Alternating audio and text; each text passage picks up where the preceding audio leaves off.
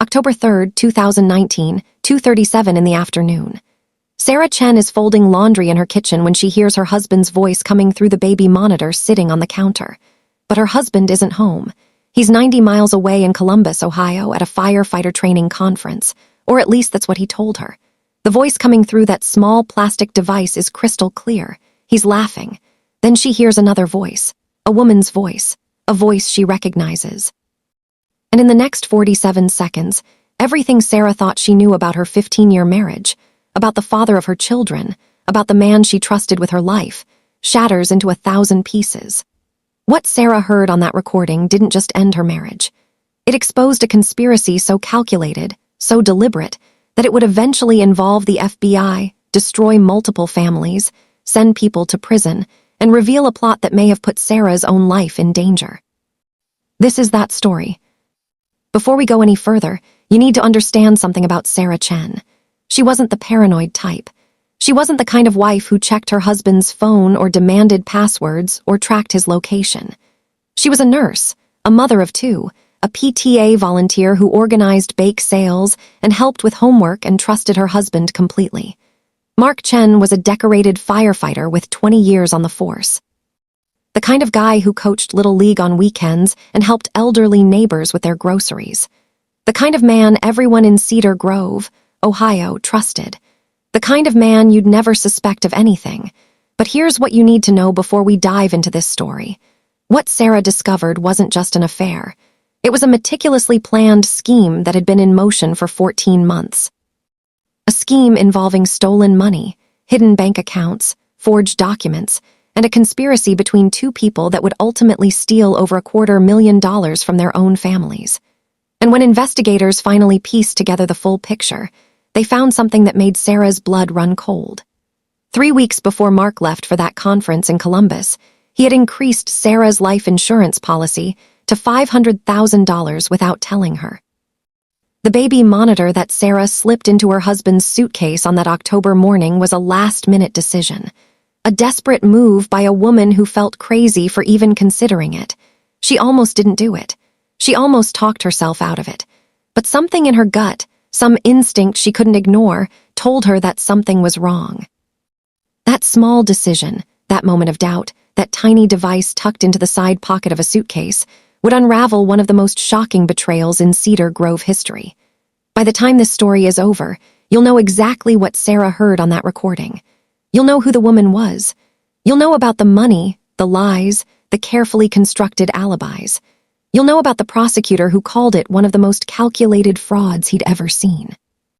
And you'll know about the final twist that even Sarah didn't see coming. But to understand how it all fell apart, we need to go back to the beginning. We need to go back to 3 weeks before that recording, to the moment when Sarah first noticed that something about her husband had changed. Before we dive deeper, let us know in the comments where you're watching from. We'd love to hear from you. And don't forget to hit that subscribe button so you never miss any of our upcoming videos. September 12th, 2019. Sarah Chen wakes up at 6 in the morning like she does every Thursday. She makes coffee, packs lunches for her 2 kids, Emma who's 12 and Jacob who's 9, and gets ready for her shift at Cedar Grove Medical Center where she works as a registered nurse 3 days a week. Her husband Mark is already awake, dressed in his firefighter uniform, getting ready for a 24-hour shift at Station 12. This is their routine. This is what 15 years of marriage looks like. Comfortable, predictable, safe. Mark kisses Sarah goodbye at 6:45, tells her he loves her, ruffles Jacob's hair, reminds Emma about her soccer practice, and heads out the door. Sarah watches him drive away in his pickup truck and thinks absolutely nothing of it. Why would she? This is Mark, her Mark, the man she met in college when she was 23 and he was 26. The man who proposed to her on a beach in Florida with a ring he'd saved for 6 months to buy. The man who cried when Emma was born and then cried again when Jacob came along 3 years later. The man who still held her hand at the grocery store and left notes in her lunch bag and called her beautiful when she woke up with bedhead and no makeup. Cedar Grove is a small town about 40 minutes outside of Cleveland. Population 12,000. The kind of place where everyone knows everyone, where high school football games are the biggest events of the fall, where the 4th of July parade has been happening every year since 1946. Sarah and Mark bought their house on Maple Street in 2007, a 3-bedroom colonial with a big backyard and a wraparound porch. They knew all their neighbors. They had barbecues in the summer and block parties in the fall. Mark was the guy people called when they needed help moving furniture or fixing a leaky faucet. Sarah was the mom who always had extra snacks and Band-Aids and patience for other people's kids. They were, by all accounts, the kind of couple that made other people believe in marriage. They were the kind of couple that seemed to have it all figured out. But on that Thursday morning in September, something happens that Sarah will later realize was the first crack in the facade. Mark's phone buzzes during breakfast. It's face down on the kitchen table like it always is, but this time when it lights up, Sarah catches a glimpse of the notification. A text message. She can't see the whole thing, just a few words. "Can't wait to see you again." And then an emoji. A kiss emoji. Mark grabs the phone quickly, too quickly, and when Sarah asks who it was, he says it's just Jeff from the station, making plans for poker night next week. Sarah nods, accepts the explanation, goes back to pouring cereal for Jacob. But something about the way Mark grabbed that phone, the speed of it, the defensive posture, plants a seed in her mind. A small seed. A seed she tries to ignore. Over the next few days, Sarah notices other things. Small things. Things she might not have noticed if not for that text message. Mark starts working out more. He's always been in decent shape, it's required for his job, but suddenly he's going to the gym 5 days a week instead of 3. He buys new clothes, nicer clothes, button-down shirts, and dark jeans that fit better than his old ones. He starts using cologne, a brand Sarah doesn't recognize, something expensive smelling and woody. When she comments on it, he says one of the guys at the station recommended it. He's on his phone more. Not constantly, not in an obvious way, but enough that Sarah notices. And he's taking it with him everywhere. To the bathroom, to the garage, to the backyard when he's mowing the lawn. His phone used to sit on the kitchen counter while he showered. Now it goes with him. These are small things. Individually, they mean nothing. Plenty of men start working out more as they approach 50. Plenty of men buy new clothes and try new cologne. Plenty of men are on their phones a lot. But together, these small things start to form a pattern. A pattern that Sarah tries desperately to ignore because acknowledging the pattern means acknowledging the possibility that something is wrong. And Sarah doesn't want to be that wife. The suspicious wife. The paranoid wife. The wife who doesn't trust her husband. September 24th, Mark tells Sarah he's been assigned to a training conference in Columbus. It's a 3-day event, Thursday through Sunday, focused on advanced rescue techniques. He shows her the email confirmation from the fire department. It looks legitimate. It has the department logo and everything. Sarah has no reason to doubt him. Mark goes to training conferences a few times a year. It's part of his job. But this time, something feels different. Mark seems excited about this conference in a way he's never been excited about training before. He's energetic, almost giddy. He packs his suitcase 3 days early. He talks about how important this training is, how it could lead to a promotion, how it's going to be intense but worth it. Sarah watches him pack and feels that seed of doubt growing. She tells herself she's being ridiculous. She tells herself that Mark is just motivated about his career, that there's nothing wrong with being excited about professional development. She tells herself that the text message was probably exactly what Mark said it was, just Jeff making plans for poker night. She tells herself that the new cologne and the gym routine and the nicer clothes are all perfectly normal behaviors for a man in his mid-40s who wants to stay healthy and look good. She tells herself all of these things. But late at night, when Mark is asleep beside her and the house is quiet, Sarah lies awake and stares at the ceiling and knows, somewhere deep in her gut, that something is wrong. September 30th, 3 days before Mark is scheduled to leave for Columbus, Sarah does something she's never done before. She picks up Mark's phone while he's in the shower. Her hands are shaking, her heart is pounding. She feels like a criminal, like she's violating some sacred trust, but she can't help herself. She needs to know. She taps the screen and it asks for a passcode. Mark has never had a passcode on his phone before. This is new. Sarah tries his birthday. Incorrect. She tries Emma's birthday. Incorrect. She tries their anniversary. Incorrect.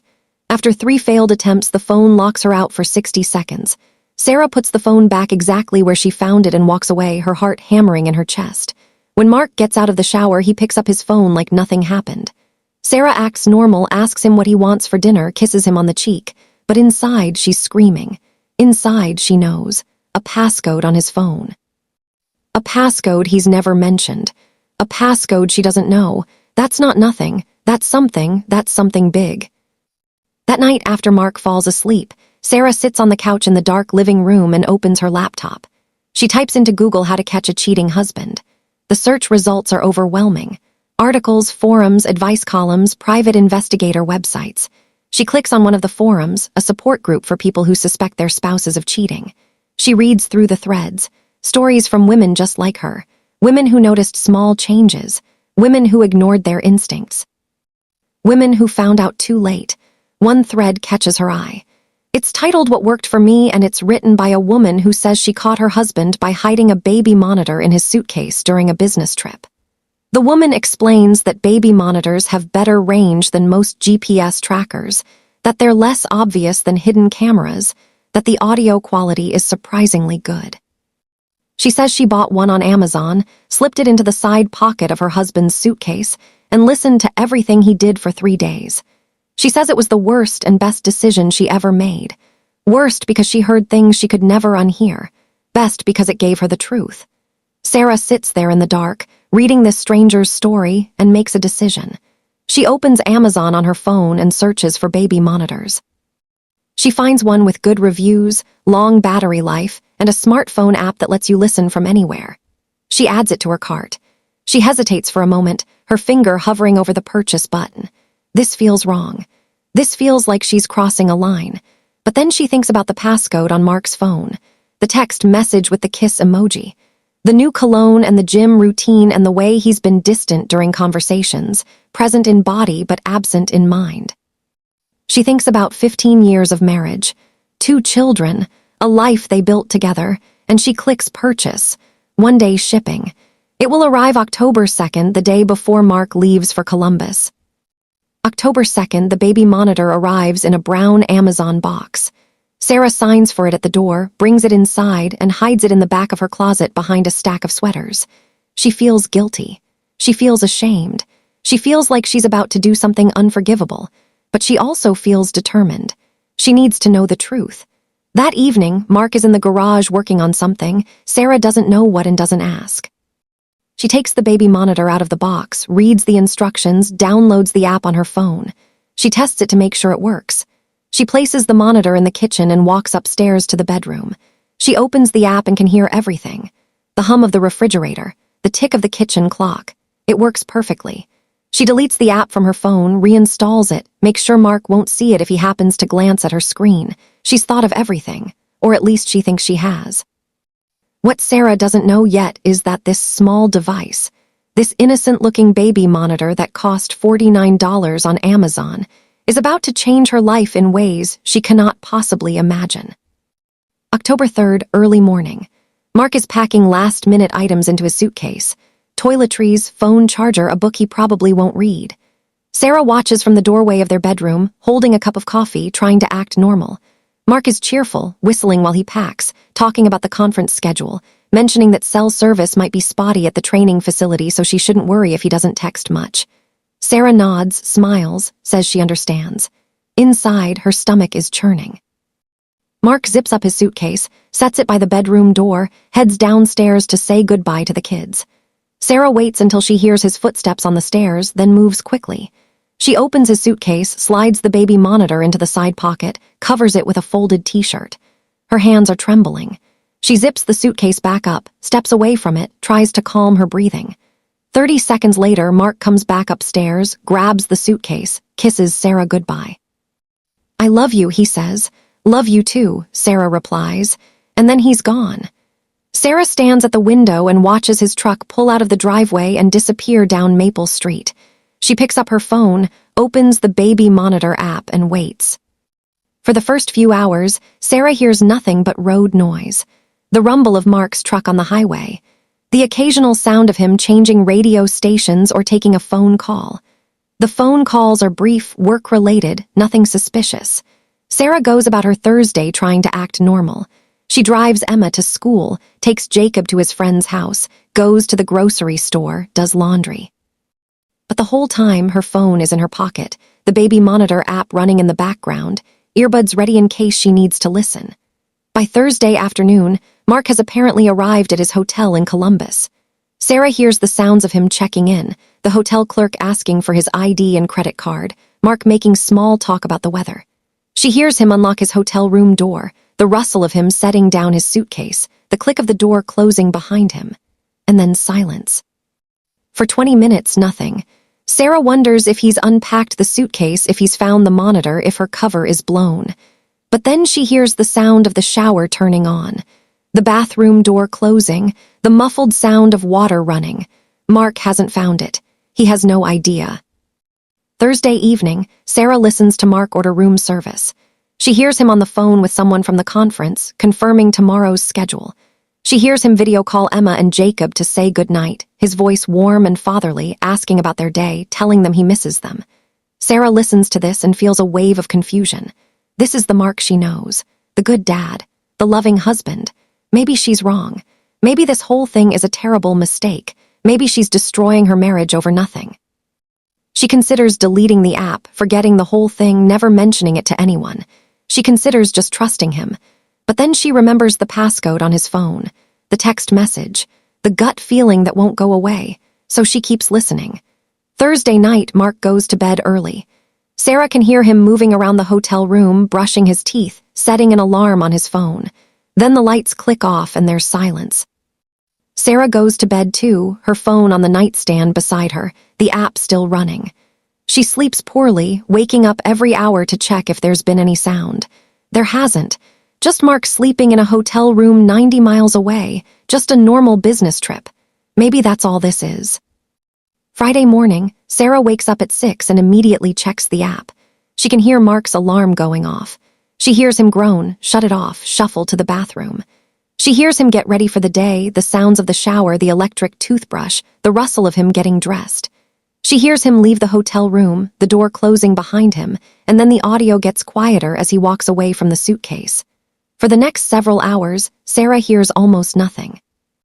Just the ambient sounds of an empty hotel room, the hum of the air conditioning, the occasional muffled sound from the hallway. She goes about her Friday, takes the kids to school, goes to work at the hospital for a 4-hour shift, tries to focus on her patients, fails miserably. She checks the app every 15 minutes. Still nothing. By Friday afternoon, Sarah is starting to think this was all a waste of time. Mark is at a conference. That's it. That's all this is. She's been paranoid and suspicious over nothing. She feels foolish. She feels guilty for doubting him. She's in the break room at the hospital, eating a salad and scrolling through her phone, half listening to the baby monitor app, when suddenly the audio comes alive. 2:37 p.m., Friday, October 4th. Sarah hears the hotel room door open. She hears Mark's voice. "Hey, you made it." And then another voice, a woman's voice. "Of course I did, missed you." Sarah freezes. Her salad fork is halfway to her mouth. She sets it down slowly, her hand shaking. She grabs her earbuds from her purse, jams them into her ears, turns up the volume. The woman's voice is clear now, clearer than Sarah expected.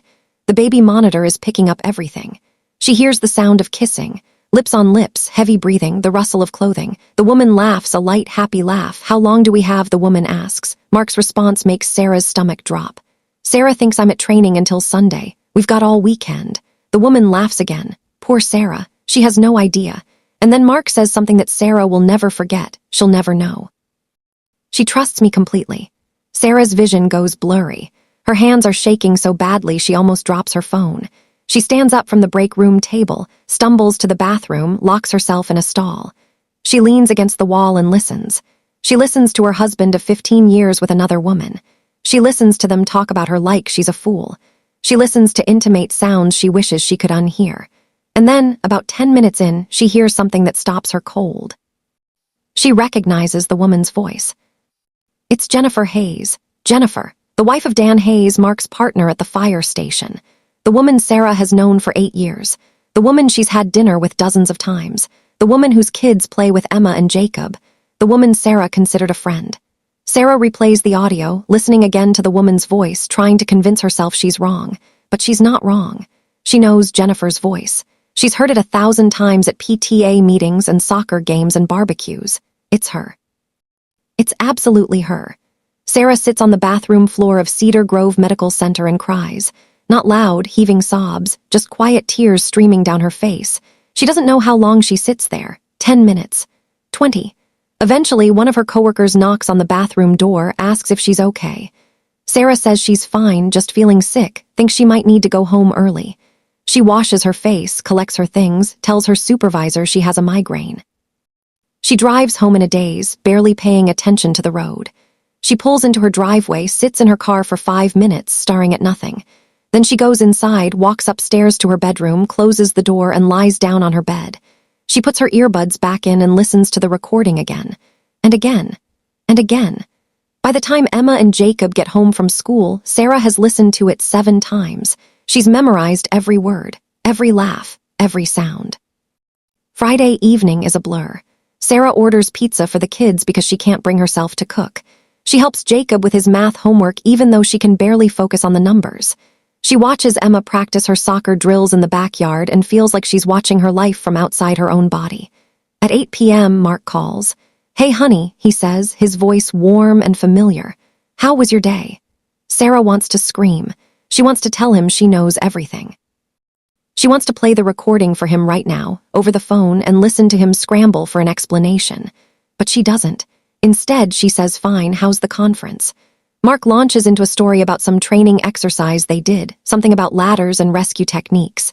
Sarah doesn't listen to a word. She just says "mum" at the appropriate moments and waits for the call to end. Before he hangs up, Mark says, "I love you." Sarah says it back. The words taste like ash in her mouth. After the kids go to bed, Sarah sits on the couch in the dark living room and opens the baby monitor app again. She listens to Mark and Jennifer in that hotel room. They've ordered room service. They're eating dinner, talking and laughing like they don't have a care in the world. They talk about their day. Mark tells Jennifer about the fake training conference he described to Sarah. They laugh about it. They laugh about how easy it is to lie. Then the conversation shifts. Jennifer says something that makes Sarah's blood run cold. "Did you talk to the lawyer yet?" Jennifer asks. Mark says yes, met with him last Tuesday. Told Sarah I was picking up a shift. Jennifer asks what the lawyer said and Mark explains that they need to wait at least 6 more months before filing for divorce. They need to establish a pattern of marital problems, make it look natural, make sure the divorces don't happen at the same time or it will look suspicious. Jennifer agrees. She says she's been doing the same thing with Dan, picking small fights, creating distance, laying the groundwork. Mark says the lawyer also advised them to keep moving money into the Nevada account, slow and steady, nothing that will trigger any red flags. Jennifer asks how much they have saved up now. Mark says combined, they're at almost $180,000. Jennifer sounds pleased. She says once they hit $200,000, they can pull the trigger, file for divorce, move to Arizona like they planned. They talk about their future, about the house they want to buy in Scottsdale, about starting over somewhere new where nobody knows them, about finally being together without having to hide. They talk about Sarah and Dan like they're obstacles to be managed, collateral damage, people who will eventually get over it and move on. Sarah listens to all of this and realizes something terrifying. This isn't just an affair. This is a plan, a calculated, deliberate plan that has been in motion for over a year. They're not just cheating. They're scheming. They're stealing money from their own families. They're preparing to destroy 2 marriages, uproot 4 children, and disappear to another state with money they've been hiding for months. Sarah sits in the dark and tries to process what she's hearing. She thinks about their bank accounts. She and Mark have a joint checking account and a joint savings account. Sarah doesn't monitor them closely because she trusts Mark. Trusted Mark, past tense. She grabs her laptop, logs into their online banking, and starts scrolling through transactions. At first, everything looks normal. Grocery store purchases, gas stations, utility bills. But then she notices something. Withdrawals, cash withdrawals, 500 here, 800 there, 1,000. Spread out over the past 14 months, never frequent enough to be obvious, but when Sarah adds them up, they total over $47,000. She opens a spreadsheet and starts documenting every suspicious transaction. Mark told her they needed a new furnace last winter. That was $6,000. But when Sarah walks down to the basement and looks at the furnace, she sees a sticker that says installed in 2015. It's not new. Mark said they needed roof repairs last spring, $12,000. Sarah goes outside with a flashlight and looks at the roof. There's no evidence of recent work. The shingles are old and weathered, no new patches, no repairs. Mark said his mother needed help with medical bills last summer, $18,000. Sarah calls her mother-in-law the next morning, pretending to check in, and casually asks how she's feeling. Her mother-in-law says she's fine, healthy as a horse, hasn't had any major medical expenses in years. $47,000. Gone. Stolen from their family. Money that was supposed to go toward their kids' college funds and their retirement and their future. Money that Mark took and hid in an account in Nevada with his mistress. Saturday morning, Sarah doesn't sleep at all Friday night. She lies in bed listening to the baby monitor app until Mark and Jennifer finally go to sleep around midnight. Then she lies awake staring at the ceiling, her mind racing, trying to figure out what to do. She needs a plan. She needs evidence. She needs to be smart about this. At 7 a.m., she calls her sister Rachel, who lives 2 hours away in Akron. Rachel answers groggily, asks why Sarah is calling so early. Sarah says, "I need you to come over today. It's important." Rachel hears something in Sarah's voice and agrees immediately. By 10 a.m., Rachel is sitting at Sarah's kitchen table listening to the baby monitor recording. Rachel's face goes white. She looks at Sarah with a mix of horror and rage. "That son of a bitch," Rachel says. Sarah shows her the bank statements, the spreadsheet of withdrawals, the evidence she's been compiling. Rachel asks what Sarah is going to do. Sarah says she doesn't know yet. She needs to think. She needs to be strategic. Rachel suggests calling a lawyer immediately. Sarah agrees. They search online for divorce attorneys in the area and find one with good reviews, a woman named Patricia Morrison who specializes in high-conflict divorces involving infidelity and financial fraud. Sarah calls and explains the situation. Patricia agrees to an emergency consultation on Monday morning. Patricia's advice over the phone is clear. Don't confront Mark yet. Keep gathering evidence. Document everything. Record every conversation on the baby monitor. Screenshot every bank transaction. And whatever you do, don't let him know that you know. Saturday afternoon, Sarah listens to more recordings. Mark and Jennifer are having lunch in the hotel room. They're talking about their timeline again. Jennifer mentions that she's been slowly moving money out of her and Dan's accounts too. She's been telling Dan that she's been spending it on the kids, on new furniture, on home repairs. Dan doesn't question it because he doesn't pay attention to their finances. Jennifer says she's moved about $15,000 in the past 6 months. Mark praises her for being smart about it. Then the conversation takes an even darker turn. Jennifer asks Mark if he's done the thing they talked about last month. Mark says yes, he increased Sarah's life insurance policy to $500,000. Jennifer asks if Sarah noticed and Mark laughs. He says Sarah doesn't pay attention to stuff like that. He says he told her it was just a routine update, part of his benefits package at work. He says she signed the paperwork without even reading it. Jennifer says that's good, that it's important to have that safety net just in case. Just in case what Mark asks. Jennifer doesn't answer directly. She just says you never know what might happen. People get sick. Accidents occur. It's good to be prepared. And then they drop the subject and move on to talking about something else, but Sarah has heard enough. She rewinds and listens to that part again. Life insurance. $500,000, increased 3 weeks ago, without her knowledge. She tries to remember signing any paperwork recently and vaguely recalls Mark bringing home some documents from work, telling her it was just routine HR stuff, asking her to sign at the bottom. She didn't read it. She trusted him. Sarah sits at her kitchen table and feels a wave of terror wash over her. Are they planning to kill me, she thinks? Is that what this is? Or is she being paranoid? Maybe the life insurance is exactly what Mark said it was. Routine, precautionary, but the timing is suspicious. 3 weeks before this conference. 3 weeks before she discovered the affair. And the way Jennifer phrased it, just in case, you never know what might happen. Accidents occur. Sarah calls Rachel back, tells her about the life insurance. Rachel's voice goes sharp with worry. You need to tell someone, Rachel says. You need to go to the police. Sarah says, and tell them what? That her husband increased her life insurance, that's not illegal. That his mistress made a vague comment that could mean anything. The police won't do anything. She needs more. She needs concrete evidence. Rachel reluctantly agrees but makes Sarah promise to be careful. Sarah promises, but she doesn't feel safe anymore. Not in her own house, not in her own life. Saturday night, Mark calls again. He sounds happy, relaxed. He tells Sarah about the training, about the new techniques he learned, about how great this conference has been for his professional development. Sarah listens and says very little. She's afraid that if she speaks too much, he'll hear it in her voice. He'll know that something is wrong. After they hang up, Sarah goes upstairs to her bedroom and locks the door. She pushes a chair against it for extra security. She knows she's being irrational. Mark is 90 miles away. He can't hurt her from Columbus, but she can't shake the fear. Sunday morning, Sarah wakes up early and listens to the baby monitor. Mark and Jennifer are awake, packing, getting ready to check out. They're talking about when they can see each other again. Jennifer says she'll tell Dan she's going to visit her sister in 2 weeks. Mark says he'll pick up another shift, meet her halfway. They finalize their plans, kiss goodbye, and then Jennifer leaves. Sarah hears the hotel room door close. She hears Mark moving around, finishing his packing. She hears him zip up his suitcase. She realizes with a jolt of panic that he's about to find the baby monitor. She holds her breath, listening. She hears the rustle of clothing, the sound of Mark checking the side pocket of his suitcase. And then nothing. Has he found it? Is he looking at it right now, realizing what it is? But then she hears Mark's phone ring, hears him answer it, hears him talking to someone from the fire station about next week's schedule. He didn't find it.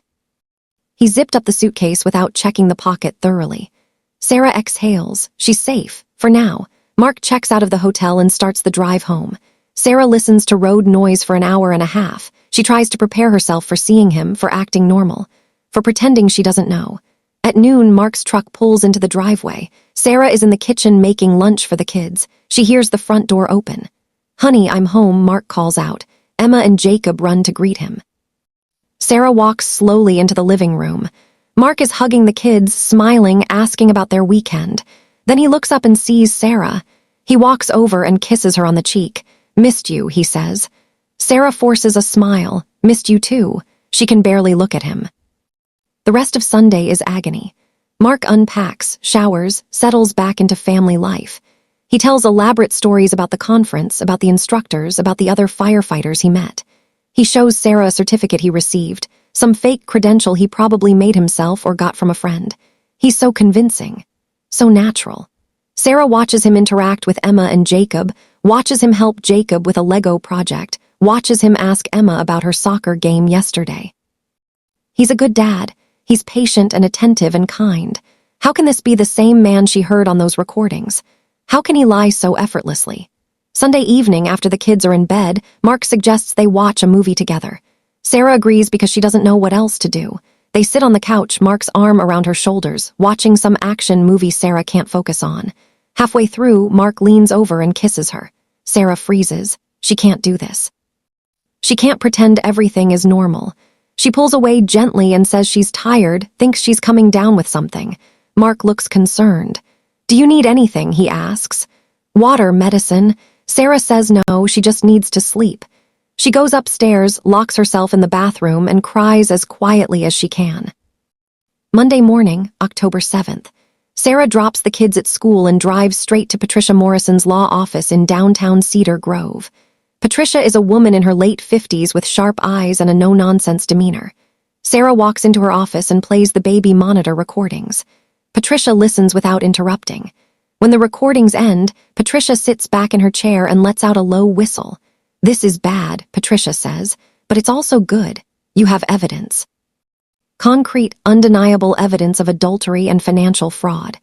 Patricia explains that Ohio is a no-fault divorce state, which means Sarah doesn't need to prove Mark's affair to get a divorce, but the evidence will be crucial when it comes to asset division and custody.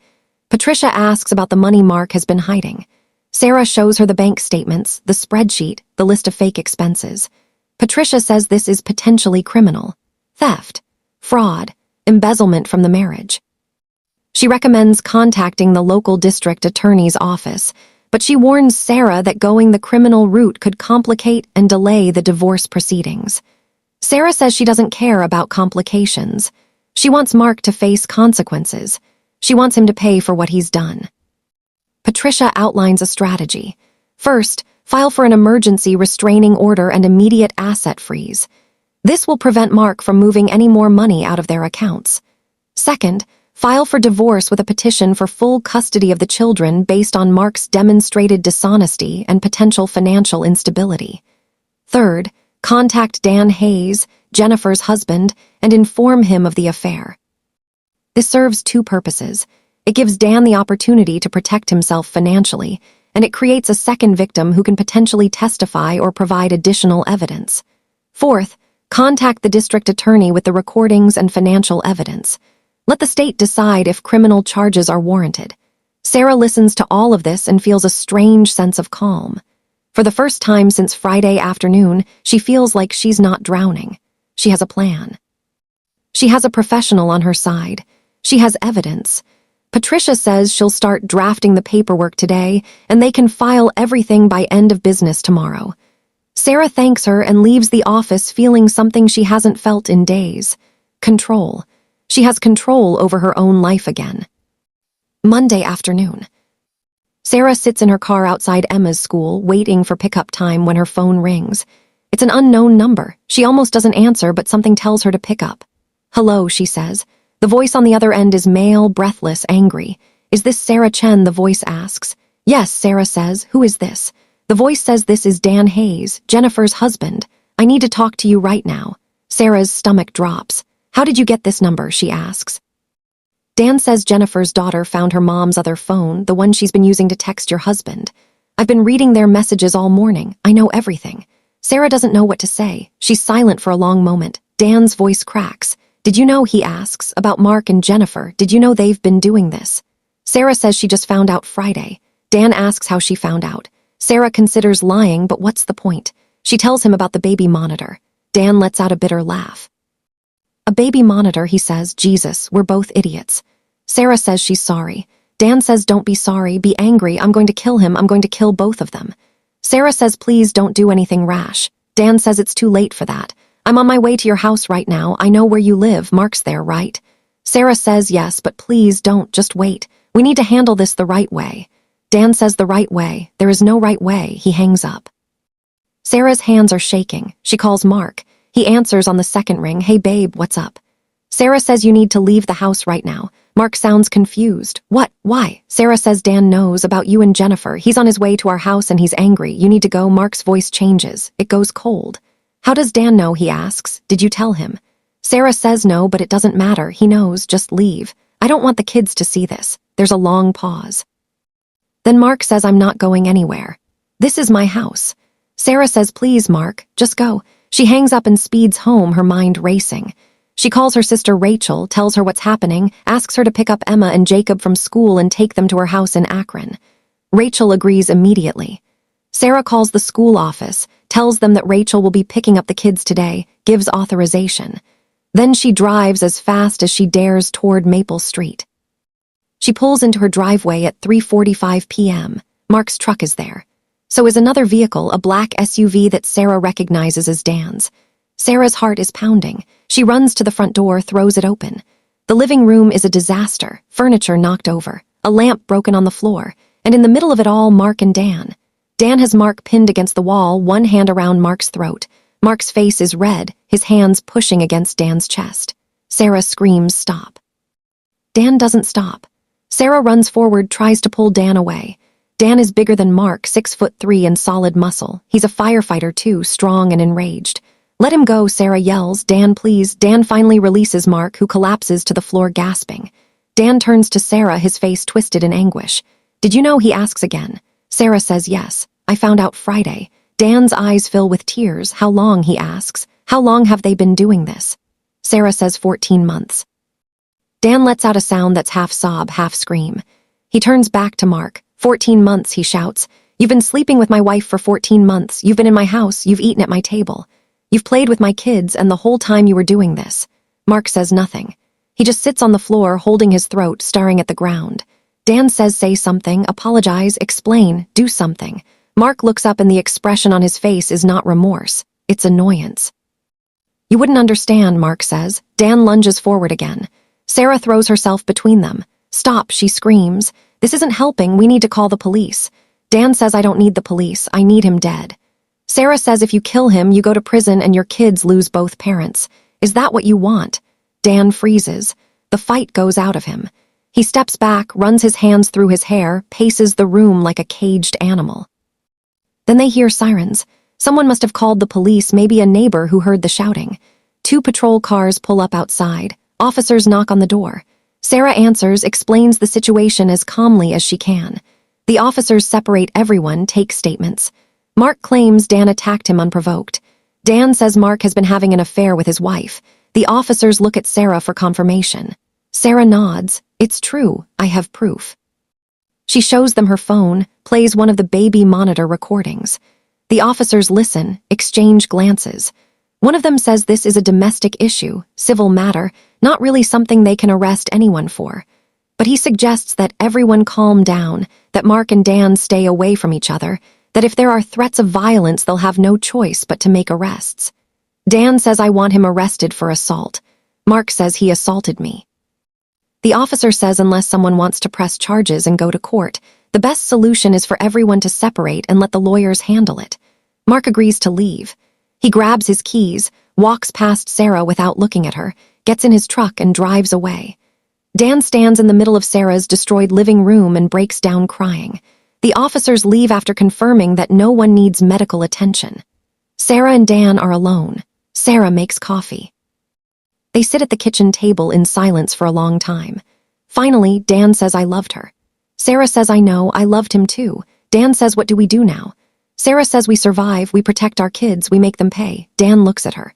How? Sarah says I have a lawyer, I have evidence, I'm filing for divorce and freezing all our assets tomorrow. You should do the same. Dan nods slowly. Then he asks, can I hear the recordings? Sarah hesitates. Do you really want to? She asks. Dan says I need to know everything. Sarah hands him her phone. Dan listens for 20 minutes, his face a mask of pain. When he's done, he hands the phone back. Thank you, he says, for telling me, for giving me the truth. Sarah says I'm sorry you had to find out this way. Dan says better this way than never knowing at all. Tuesday morning, Patricia Morrison files the emergency motions. Restraining order against Mark, prohibiting him from coming within 500 feet of Sarah or the children. Emergency asset freeze on all joint accounts. Petition for divorce citing irreconcilable differences and infidelity.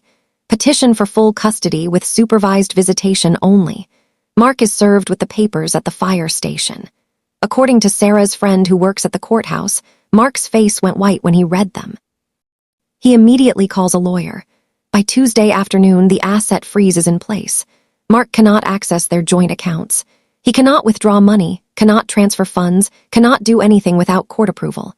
Sarah feels a grim satisfaction. He's trapped. Wednesday morning, Sarah gets a call from Detective Linda Morrison, no relation to Patricia, with the Cedar Grove Police Department. Detective Morrison says she's received a referral from the DA's office regarding possible financial crimes. She'd like to meet with Sarah and review the evidence. Sarah agrees. They meet that afternoon.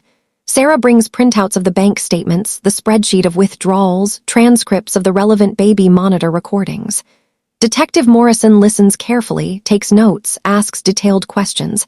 How long has this been going on? Who else knows about it? Has Mark made any threats? Sarah answers everything honestly. Detective Morrison says this case is complicated because some of the money Mark took was from joint accounts, which technically means he had legal access to it. But the pattern of deception, the hidden accounts, and the life insurance policy raise red flags. She's going to consult with the DA's office about possible charges. Fraud, theft by deception. She'll be in touch.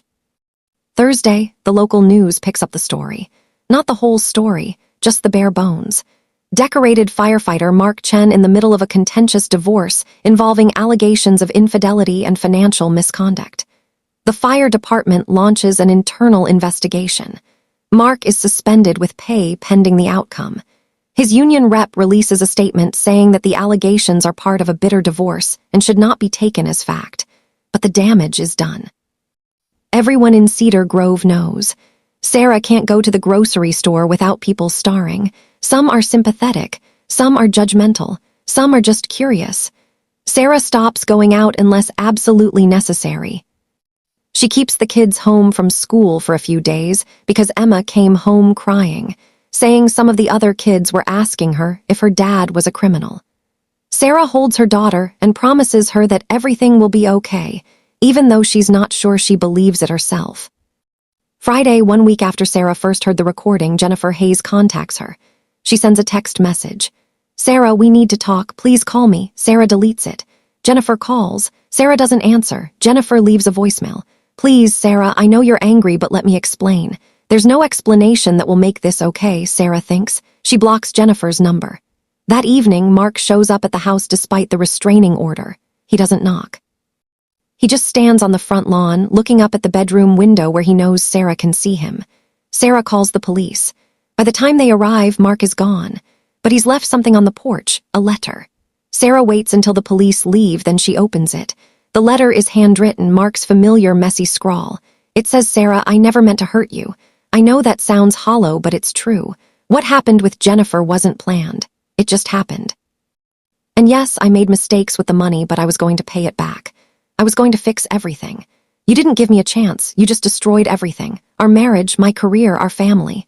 The kids are going to hate me because of you. I hope you're happy." The letter is signed simply M. Sarah reads it twice, then tears it into pieces and throws it away. There's no remorse in that letter, no real apology, just blame, just anger. Sarah realizes something in that moment. She doesn't know this man. She thought she did. She thought she knew him better than anyone. But the man who wrote this letter, the man who stole money and lied for 14 months and planned to abandon his family, that's a stranger. The Mark she loved never existed. Or maybe he did once a long time ago and slowly turned into this. Either way, he's gone. November 2019. The divorce proceedings move forward slowly, bogged down in legal motions and countermotions. Mark's lawyer argues that Sarah's recordings were obtained illegally and should not be admissible in court.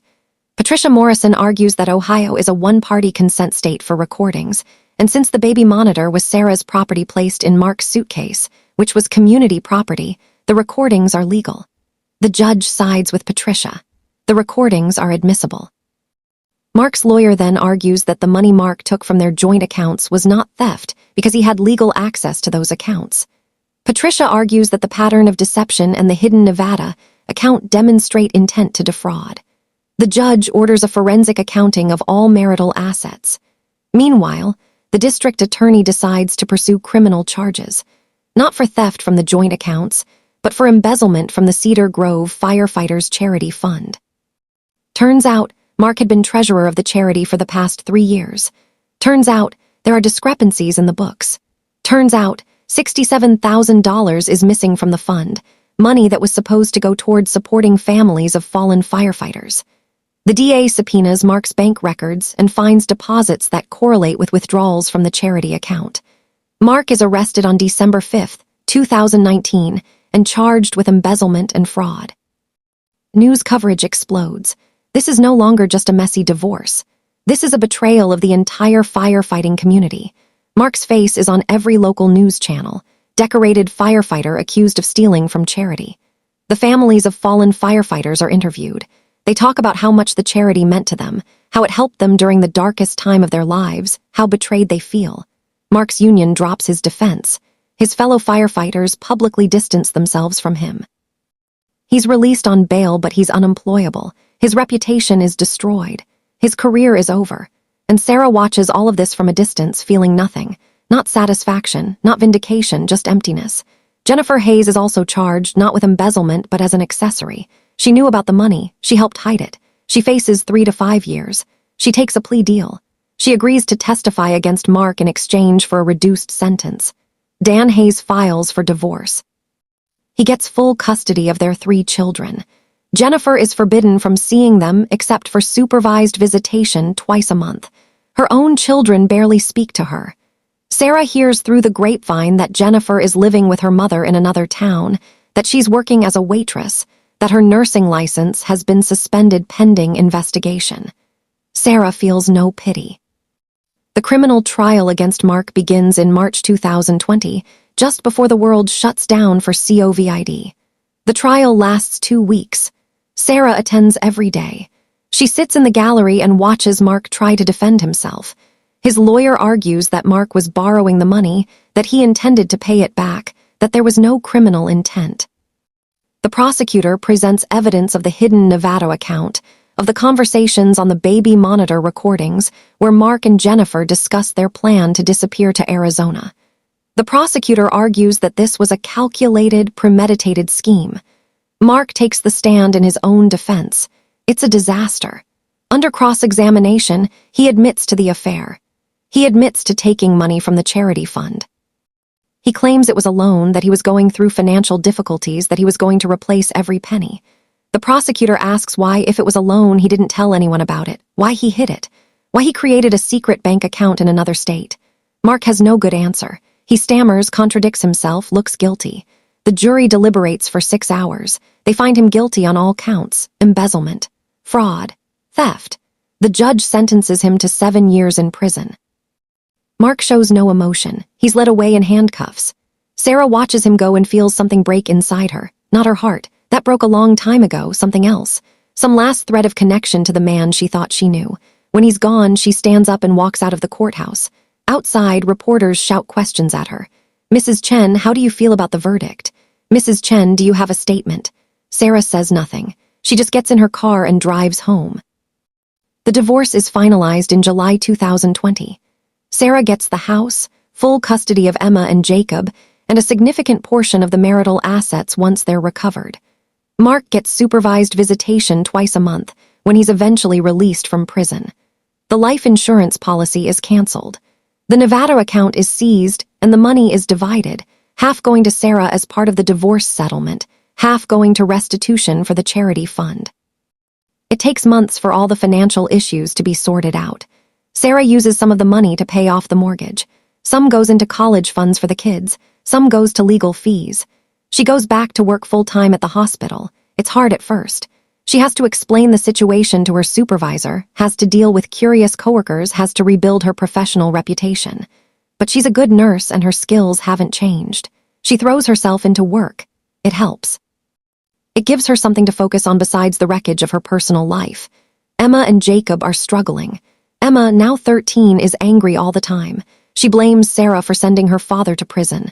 She screams that Sarah ruined their family. Sarah tries to explain, but Emma doesn't want to hear it.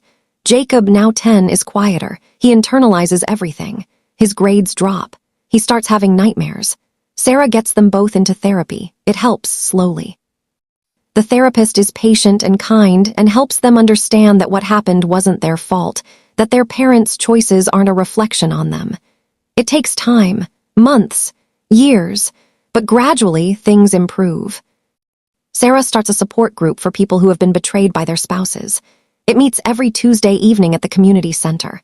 At first, it's just 3 people. Sarah, a man whose wife emptied their bank accounts and ran off with her personal trainer, and a woman whose husband had a second family in another state. They share their stories, their pain, their anger. They support each other. Word spreads. The group grows. Within a year, there are 15 regular members. Within 2 years, 30. Sarah becomes an advocate. She speaks at workshops about financial literacy in marriage, about recognizing red flags, about protecting yourself. She's interviewed by a local news station. She starts a blog. She writes about her experience, about what she learned, about how she survived. People reach out to her from all over the country, thanking her for her honesty, asking for advice. Sarah realizes that her pain has purpose, that by sharing her story, she's helping others. It doesn't erase what happened. It doesn't make it okay, but it makes it mean something. In 2022, Sarah meets someone. His name is David. He's a teacher at Emma's school. They meet at a parent-teacher conference. He's kind and funny and has no idea who Sarah is or what she's been through. They start talking. Coffee turns into dinner. Dinner turns into a relationship. Sarah is terrified at first. She doesn't trust easily anymore, but David is patient. He doesn't push. He lets her open up at her own pace. When she finally tells him about Mark, about the baby monitor, about everything, he listens without judgment. He says, "I'm sorry that happened to you. You didn't deserve that." And somehow, hearing those words from someone who cares about her, Sarah starts to believe them. They get engaged in 2023 and married in a small ceremony in 2024. Emma and Jacob are there. They like David. He's good to them. He doesn't try to replace Mark. He's just himself. Steady. Reliable, honest, everything Mark wasn't. Mark is released from prison in September 2024 after serving 4.5 years of his 7-year sentence, reduced for good behavior. He's 50 years old, a convicted felon, and unemployable in any meaningful capacity. He gets a job doing construction work for a friend who's willing to overlook his record. He lives in a small apartment on the other side of town. He has supervised visitation with Emma and Jacob twice a month, but they rarely want to see him. Emma is 17 now, a senior in high school, and she's furious with him for missing so much of her life. Jacob is 14 and barely speaks to him. Mark tries. He brings them gifts. He asks about school. He apologizes over and over, but the damage is done. One Saturday in October, during a visitation session, Emma finally explodes. She tells Mark that he ruined everything, that he destroyed their family, that she'll never forgive him. Mark tries to defend himself, says he made mistakes, but he's paid for them. Emma says, "You didn't just make mistakes. You stole from people who needed that money. You lied to everyone. You're pathetic." And then she asks the question that Sarah has been wondering for 5 years. Why did you do it? Why did you throw everything away for her? Mark sits there for a long time, not answering. Finally, he says, "I don't know. I wish I did, but I don't." The session ends shortly after. The supervisor reports to Sarah that it didn't go well. Sarah isn't surprised. In November 2024, Sarah receives a letter in the mail. It's from Jennifer Hayes. Sarah almost throws it away without opening it, but something stops her. She opens it. The letter is long, handwritten, rambling. Jennifer is out of prison now too, served her full 3-year sentence plus probation. She's living in Michigan with her mother. She hasn't seen her kids in over a year. They refuse contact. Dan has full custody and he's remarried. Jennifer's letter is an attempt at an apology. She says she knows nothing she can say will make things right. She says she was selfish and cruel, and she's spent every day since regretting it. She says she never meant for things to go as far as they did, that it started as harmless flirtation and spiraled out of control. She says she's in therapy now, trying to understand why she did what she did. She says she doesn't expect forgiveness, but she wanted Sarah to know that she's truly sorry. Sarah reads the letter 3 times. Then she writes a response. She says, "Thank you for the apology, but I will never forgive you. What you did wasn't a mistake. It was a choice. You chose to betray your husband. You chose to help Mark steal from our family. You chose to participate in a plan that destroyed multiple lives. And you have to live with that. I hope your therapy helps. I hope you find peace, but you won't find it with me." Sarah seals the letter, mails it, and never hears from Jennifer again. In December, Sarah is approached by a producer from a true crime podcast. They want to feature her story. Sarah is hesitant. She's moved on. She's rebuilt her life. Does she really want to dredge all of this up again? But then she thinks about the support group, about the blog, about all the people who have reached out to her over the years saying that her story helped them. She agrees to the interview. The podcast episode airs in January 2025. It's titled The Baby Monitor. It's downloaded over 1 million times in the first week. Sarah receives hundreds of messages from listeners. Most are supportive. Some are critical, saying she should have trusted her husband, that she invaded his privacy. Sarah doesn't engage with the critics. She's learned that some people will never understand. That's okay. She doesn't need everyone to understand. She just needs to know that she did the right thing. And she did. The podcast leads to more media attention. Sarah is interviewed by a national news outlet. The story is picked up by several online publications. Sarah becomes, briefly, famous or infamous depending on who you ask. She handles it with grace. She tells her story honestly. She doesn't embellish. She doesn't play the victim. She just tells the truth, and the truth resonates. By February 2025, the media attention has died down. Sarah's life returns to normal, or as normal as it can be. She works at the hospital. She runs her support group. She spends time with her kids and her new husband, David. She's happy, or at least as close to happy as she ever thought she'd be again. She's learned that happiness after trauma looks different than happiness before. It's quieter, more cautious, but it's real. One evening in late February, Sarah is cleaning out old files on her computer and comes across the folder where she saved all the baby monitor recordings. She hasn't listened to them in years. She considers deleting them. She doesn't need them anymore. The divorce is final. Mark is in prison, it's over, but something stops her. She clicks on one of the files. Mark's voice fills her ears. "Hey, you made it," Jennifer's response. "Of course I did, missed you." Sarah listens for about 30 seconds and then stops. She closes the file. She doesn't delete it, though. She keeps it. Not because she wants to remember, but because she never wants to forget. She never wants to forget that she trusted her instincts, that she fought for herself, that she survived. March 2025. Sarah is at home one evening when she receives an unexpected phone call. It's Detective Linda Morrison from the Cedar Grove Police Department. Sarah hasn't spoken to her in years. Detective Morrison says she needs to ask Sarah some questions about the life insurance policy that Mark took out on her back in 2019. Sarah's stomach tightens. She thought this was over. What about it? Sarah asks. Detective Morrison says they've reopened the investigation. There's new evidence. Can she come to the station? Sarah agrees, her mind racing. The next day, Sarah sits in an interrogation room, though Detective Morrison assures her she's not a suspect. They just need to talk somewhere private. Detective Morrison explains that during a routine audit of Mark's prison correspondence, they found letters between Mark and Jennifer. Letters that discuss the life insurance policy in detail. Letters that suggest it wasn't just a precaution. It was part of the plan. Sarah feels ice in her veins. What kind of plan, she asks. Detective Morrison slides a photocopy of a letter across the table. It's in Mark's handwriting, dated June 2019, 4 months before the Columbus trip. The letter is addressed to Jennifer. In it, Mark discusses increasing Sarah's life insurance policy. He writes that if something were to happen to Sarah, accidental of course, the payout would be enough for them to start over somewhere new.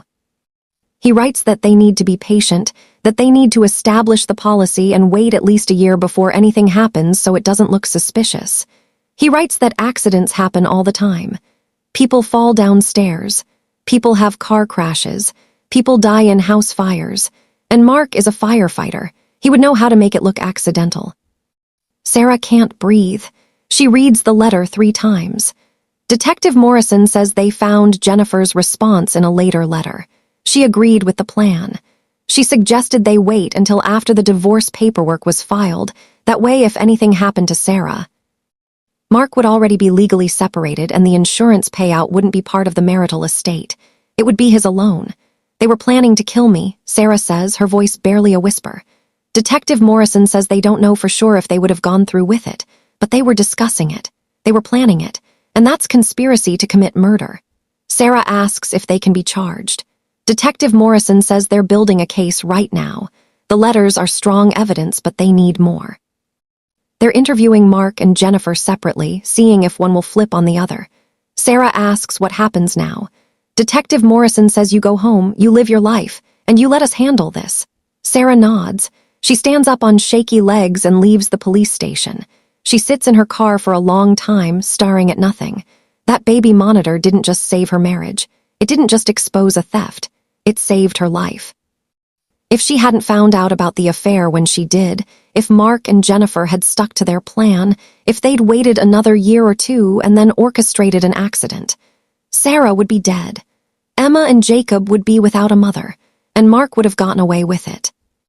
Sarah drives home and tells David everything. He holds her while she cries, not from sadness, but from the sheer, overwhelming terror of realizing how close she came to dying. David says you're safe now. They can't hurt you. Sarah knows he's right. But the knowledge that Mark, the man she loved, the father of her children, the man she slept next to for 15 years, was planning to kill her, that knowledge is almost too much to bear. Almost. But Sarah is strong. She's survived worse. She'll survive this too. In April 2025, the district attorney announces new charges against Mark Chen and Jennifer Hayes. Conspiracy to commit murder. Both plead not guilty. Jennifer's lawyer tries to argue that the letters were just fantasy, that they never intended to actually go through with it. But the prosecutor points to the life insurance policy, to the timeline, to the detailed discussions about methods. The jury doesn't buy the fantasy defense. Mark is convicted and sentenced to an additional 15 years to be served consecutively with his existing sentence. He'll be in prison until he's in his 70s. Jennifer is convicted and sentenced to 10 years. She'll be in her 60s when she's released. Sarah attends the sentencing hearing. When the judge asks if she has a victim impact statement, Sarah stands. She walks to the front of the courtroom. She looks at Mark and Jennifer, sitting at separate tables, both refusing to meet her eyes. And she speaks. She says, you didn't just betray me. You tried to erase me. You planned my death while I made you breakfast, while I washed your clothes, while I raised your children. You smiled at me and kissed me and told me you loved me, and all the while you were planning to kill me. I want you to know that you failed. I'm still here. I'm alive. I'm happy. I've rebuilt my life. I've found love again. My children are thriving. And you're here in handcuffs, facing the consequences of your choices. You didn't destroy me. You destroyed yourselves. And I hope that every day you spend in prison, you think about that. You think about what you threw away, what you lost, because I don't think about you anymore. You're nothing to me, less than nothing. And that's all you'll ever be. Sarah sits down. The courtroom is silent. The judge thanks her and pronounces the sentences. Mark and Jennifer are led away. Sarah walks out of the courthouse for the last time. Outside, reporters are waiting. They shout questions. Sarah stops, turns to face the cameras. She says, I want everyone out there who thinks something might be wrong in their marriage to trust their instincts. Don't ignore the red flags. Don't talk yourself out of what you know is true. Because that little voice in your head, that gut feeling, it's trying to save you. Listen to it. I did. And I'm alive today because of it. That's all I have to say. Sarah walks to her car, drives home, and closes the door on this chapter of her life forever. Before we close, let us know in the comments what you would have done in Sarah's situation. Would you have planted the baby monitor, or would you have confronted your spouse directly? And if this story affected you, if it made you think, if it helped you in any way, please share it. You never know who might need to hear it. Subscribe to our channel for more true stories that will make you question everything you think you know. Thank you for watching.